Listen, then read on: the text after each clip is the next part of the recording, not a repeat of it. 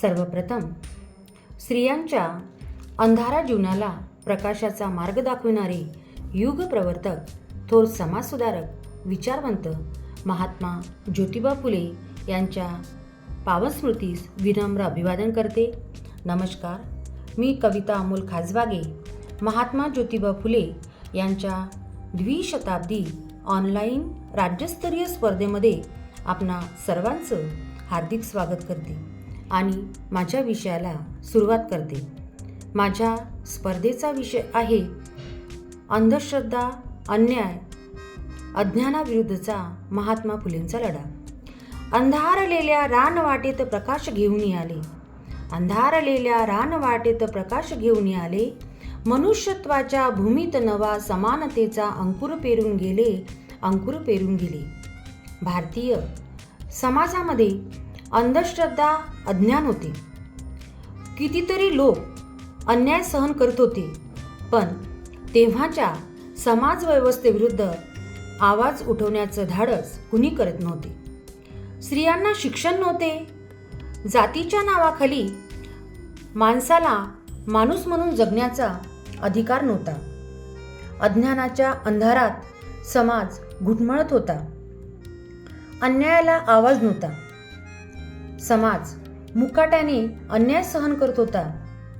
पण एक सूर्य या पृथ्वीवर महात्मा ज्योतिबा फुले यांच्या रूपाने जन्माला आला आणि सर्व समाजाला प्रकाशमय करून गेला.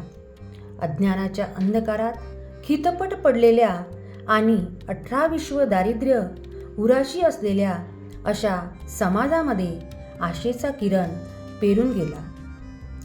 स्त्रियांच्या शिक्षणासाठी महात्मा ज्योतिबा फुले यांनी अतोनात प्रयत्न केले. कारण त्यांचे असे मत होते की एक स्त्री शिकली तर संपूर्ण कुटुंब सुशिक्षित होते. म्हणून त्यांनी मुलींसाठी 1848 साली पहिली शाळा काढली आणि स्त्रियांना शिक्षणाचा अधिकार मिळवून दिला. मुलींना शिक्षणासाठी त्यांनी समाजाचा तसेच घरचा विरोध पत्करून सावित्रीबाईंना शिकवले व त्यांच्यावर मुलींना शिकवण्याची जबाबदारी पेलवली. त्यांनी सुद्धा ते महान कार्य तेवढ्याच निष्ठेने पूर्णत्वास नेले. त्यांच्या या महान कार्याचा लोकांनी खूप विरोध केला, पण ते डगमगले नाही. स्त्रियांवर होणारे अन्याय व अत्याचार पाहून महात्मा ज्योतिबा फुले यांनी इसवी सन 1860 मध्ये विधवा विवाहास सहाय्य केले. इसवी सन 1863 मध्ये बालहत्या प्रतिबंध गृहाची स्थापना केली. 1865 मध्ये विधवांच्या केशवपणाविरुद्ध न्हाव्यांचा संप घडून आणला. इसवी सन 1864 मध्ये गोखले बागेत विधवा विवाह घडून आणला. इसवी सन 24 सप्टेंबर 1873 रोजी पुणे येथे सत्यशोधक समाजाची स्थापना केली. हा समाज बहुजन, स्त्री आणि दलितांच्या शिक्षणासाठी तसेच सामाजिक समतेसाठी स्थापन करण्यात आला होता. शूद्रातिशूद्र, दलित आणि स्त्रियांची गुलामगिरीतून मुक्तता करणे आणि त्यांना हक्काची जाणीव करून देणे हे या समाज स्थापनेमध्ये हेतू होता. सर्वसाक्षी जगतपती त्याला नको मध्यस्थी हे या सत्यशोधक समाजाचं ब्रीदवाक्य होतं. स्वतंत्रपणे स्त्रियांसाठी कार्य करणारे ते प्रथम भारतीय होते.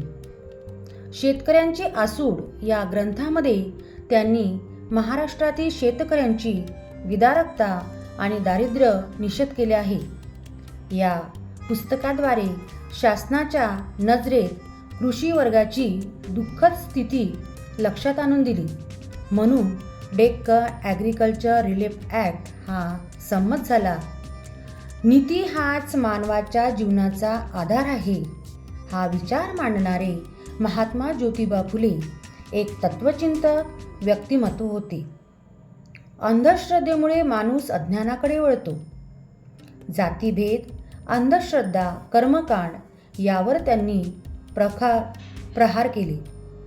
माणूस जातीने श्रेष्ठ ठरत नसून कर्माने श्रेष्ठ ठरतो असे ते म्हणत. धर्म तो धर्म आहे जो समाजाच्या हितासाठी आहे, कल्याणासाठी आहे. जो समाज हितासाठी नाही तो धर्म नाही. सर्व व्यक्ती, मग ते पुरुष असो किंवा महिला, जन्मापासूनच समान असतात. म्हणूनच त्यांच्यामध्ये कोणत्याही प्रकारचा भेदभाव करणे मानवता व नैतिकतेच्या विरुद्ध आहे. मांत्रिकाच्या नांदी लागू नका, औषधोपचार करा. मानवता हाच श्रेष्ठ धर्म आहे असे ते म्हणत. अशा प्रकारे महात्मा ज्योतिबा फुले यांनी अंधश्रद्धा, अज्ञान आणि अन्यायाविरुद्ध लढा दिलेला आहे. त्यांचे कार्य हे शब्दात व्यक्त करता न येण्यासारखे आहे. शेवटी मला महात्मा ज्योतिबा फुले यांच्याविषयी 2 ओळी म्हणाव्याशा वाटतात. स्त्री शिक्षणासाठी झिजले जे होऊन चंदन, स्त्री शिक्षणासाठी झिजले जे होऊन चंदन, त्या महात्मा फुलेंना माझे त्रिवार वंदन, त्या महात्मा ज्योतिबा फुलेंना माझे त्रिवार वंदन. जय ज्योती, जय क्रांती. प्रेक्षक हो, तुम्हाला आमच्या स्पर्धकाचा व्हिडिओ नक्कीच आवडला असेल. आता या स्पर्धकाला जिंकवून देण्यासाठी तुम्ही सुद्धा मदत करू शकता. या स्पर्धकाचा व्हिडिओ लाईक करून, तसेच स्पर्धकाला प्रेरित करण्यासाठी त्या व्हिडिओवर कमेंट करून, आणि हो, जास्तीत जास्त लोकांपर्यंत हा व्हिडिओ शेअर करून, आणि हो, हा व्हिडिओ शेवटपर्यंत पाहिल्याबद्दल आपल्या सर्वांचे मनपूर्वक आभार.